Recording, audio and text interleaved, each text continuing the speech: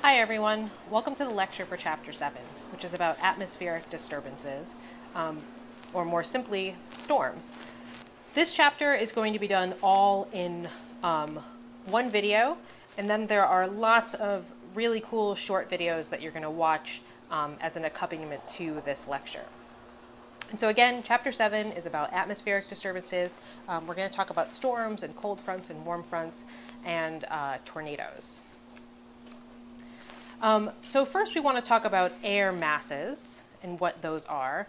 They are gigantic bodies of air. So not those smaller parcels of air that we were talking about in the last lecture, but very, very large bodies of air that are either cold and dry or cool and wet or warm and wet, but they kind of are masses of air that have a very distinct characteristic. They differ based on where they are formed. So here we can see a hot, dry air mass being formed inland, a cool, wet one being formed in the north, a cold, dry one being formed over land and over kind of areas of a polar high, a warm, wet one coming from areas of warm water. And they can be formed over land or water and at different latitudes. They expand and contract, just like all other air. And they interact along their boundaries, and those boundaries are called fronts. And so fronts, here you can see there's a big cold air mass with high pressure. This is a cold front. It's interacting with a warm air mass. This is a warm front here. We're going to talk about the difference between a warm front and a cold front and a stationary front and kind of how those what is happening at those locations. And so again, fronts are just boundaries between air masses with different temperatures. They are most common in the mid-latitudes, these fronts, and again, because you have a lot of kind of different temperatures interplaying, a lot of temperature variation as opposed to at the equator or at the poles. There are 4 different types of fronts based upon how these air masses are moving. And we want to remember that warmer air always gets pushed up above cold air, causing clouds and often rain. So warm air is going to rise over colder air. And so we can look here. Here is a temperature pattern for December 6th, 2013, when most of the country was really, really cold. We had this massive cold front that came down, with the exception of right here. We had extremely, extremely low temperatures, this huge cold air mass that came down. You know, when you had temperatures of 7 and 12 degrees in Connecticut, where I'm from, which is pretty darn cold for there. And so the first we're going to talk about is cold fronts. It's when a cold air mass overtakes a warm air mass. So you have this warm air mass is kind of hanging out here, and this cold front comes and pushes in. That warm air is pushed straight up, and the pressure is going to drop pretty quickly. And this is going to form cumulus clouds, right? Because cumulus clouds are when the air is going up, often thunderstorms.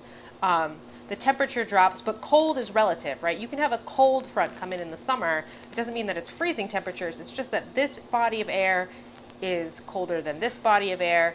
And so it's when a cold front is when the cold air mass is overtaking the warm air mass. And so we can see here, here's a cold front over Kansas in the summer of 2012, taken out of the picture of an airplane. So here you have cold air coming in, warm air right here. These clouds are getting lifted straight up, and there's probably precipitation falling right there. Next is warm fronts. That's when a warm air mass overtakes a cold air mass. So again, this cold air mass is either stationary or moving slower than this warm front. This warm air mass is coming in, and so you get this warm front. The warm air ramps up horizontally over the cold air, and the pressure drops more slowly. And this is where we're going to get stratus and cirrus clouds, because the air is moving more horizontally than it is vertically. So again, stratus clouds along the leading edge, possibly some light rain. Oh, something that I also wanted to say is that the symbols for these fronts here, let me go back for 1 second because I forgot. So a cold front is symbolized by these blue triangles on a weather map. A warm front is these red half circles. So again, you have a warm air mass overtaking a cold air mass as opposed to the reverse. And then, so again, cirrus are like stratus clouds, but they're happening at very, very high elevations. The temperature is going to rise, but again, that warm is relative. You can have a warm front come in the winter. That air can still feel very cold to us, but this air is warmer than this air here. And so here we can see that taking from the air near Buffalo, New York in the winter of 2011. We have warmer air over here. We have colder air over here.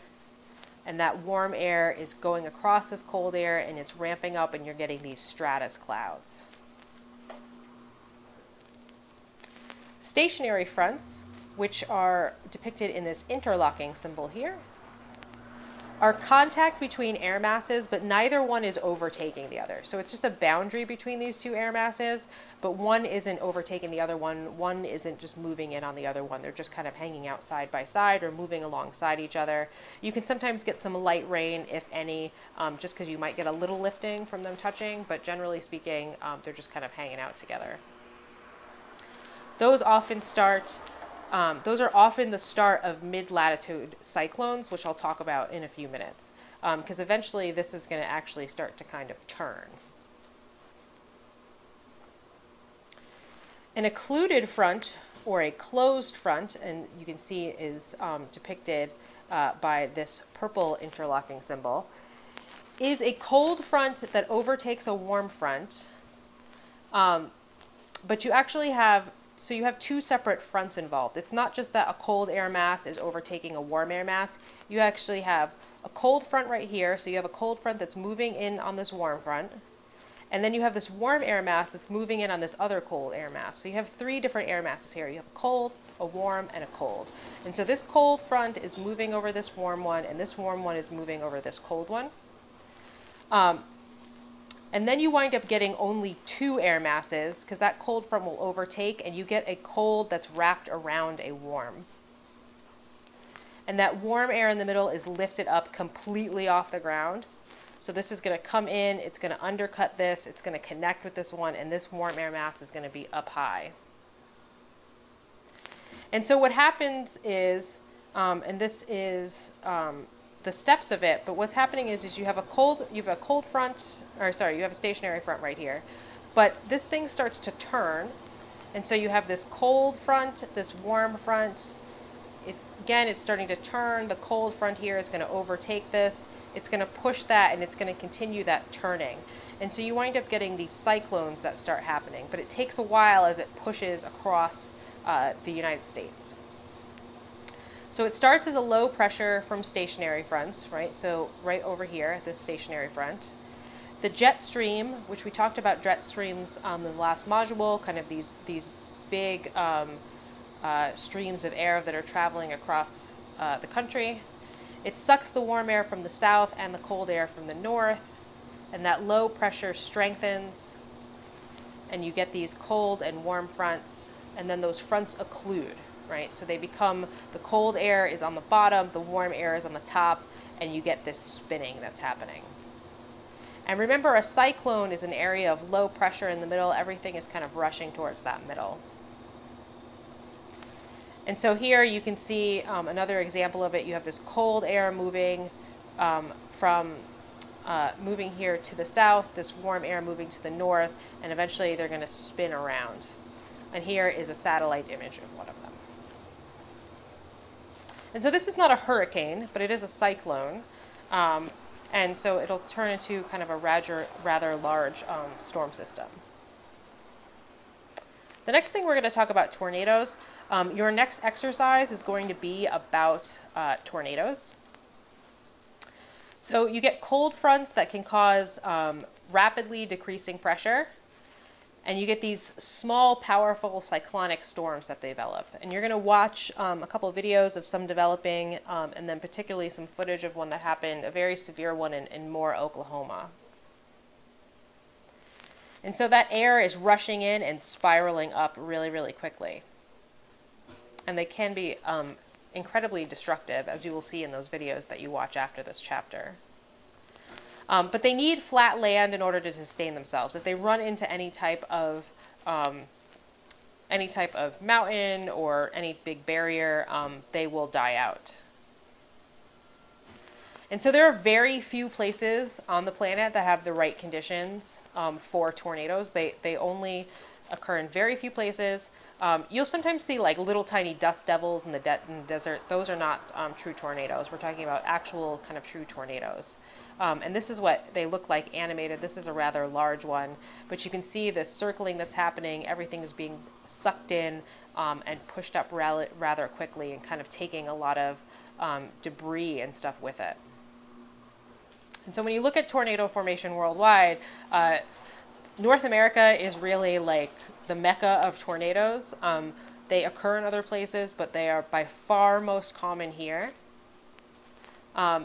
We rank tornadoes on a scale, the Fujita scale, from 0 to 5, which they can go, you can go from just, broken tree branches, a couple things damaged, to well-built houses lift off of the foundations, carried a considerable distance, tree bark removed, automobile-sized missiles.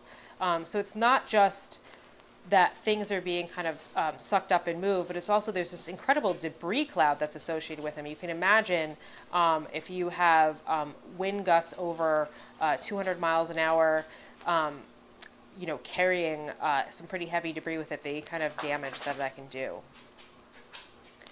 And so we have an area called Tornado Alley in the United States, which is where most tornadoes occur. We have kind of a large flat landscape here with no mountains, which is really, it's also a mid-latitude, so those cyclones can form there, and it is just kind of the perfect storm for tornadoes. So tornadoes, we are in tornado season right now, and they kind of peak in May, June, and July, and then trail off. The next thing we're going to talk about is tropical cyclones, which are very violent, large cyclonic storms. They form over warm oceans, not over land, so different from those mid-latitude cyclones that I was just talking about a second ago. And examples of those are hurricanes, typhoons, and cyclones. They are all the exact same thing. Not the same thing as that mid-latitude cyclone, but different places. Depending on where they occur, they're called different things. So the ones that hit the eastern United States, like Katrina, those are hurricanes. So these are all the same. They're just different names in different places.